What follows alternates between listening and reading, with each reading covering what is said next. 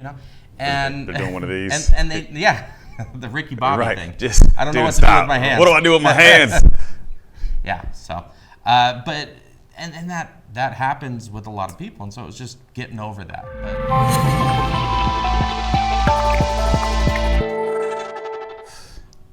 Welcome to Here's Why. My name is Jimmy Talbert, and I'm joined with Mr. Dom Fawcett, executive coach and leadership speaker. Nailed it. I got it that time. Yes, you did. Thank you, sir. I appreciate that. Yeah, no problem.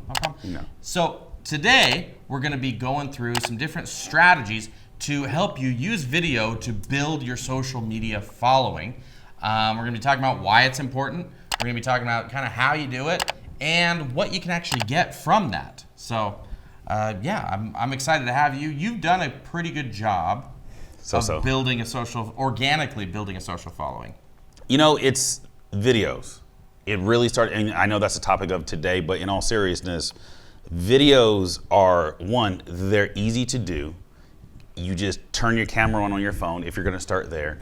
But before we get into the nitty gritty, it's the stuff that people do. Like you and I have had offline conversations about video and how people just really digest multiple videos at the exact same time. Yeah. Well, I mean, the reality is that's what social media is becoming, right? Correct. It's distracting, and let's be honest, people love a good distraction. Yes, we do. Yes, we do.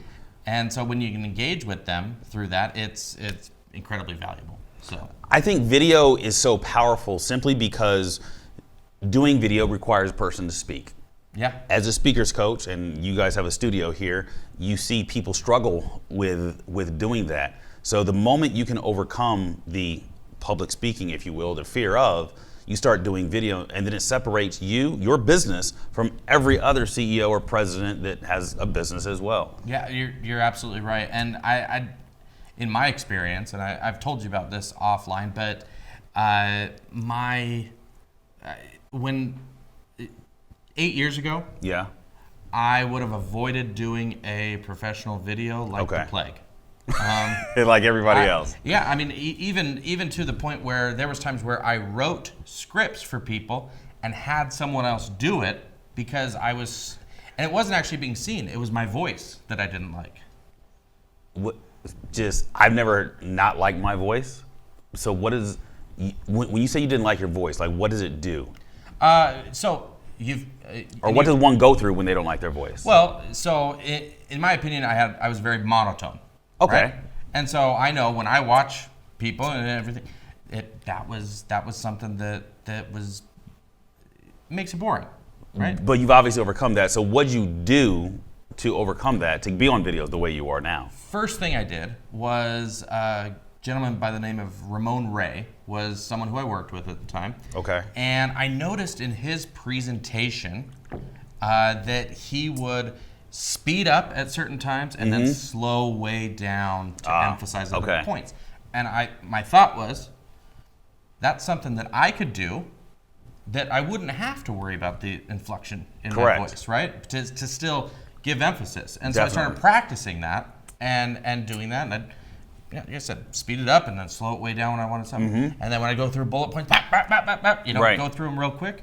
And then from there, and from doing it over and over and over and over again, I learned to just emphasize certain, have more inflection in my voice. Okay. And just watching other people and trying to copy, essentially, initially, different things, because I was then watching, not their content, but watching what they were doing. Got it. When you say what they were doing, you're talking like their body language?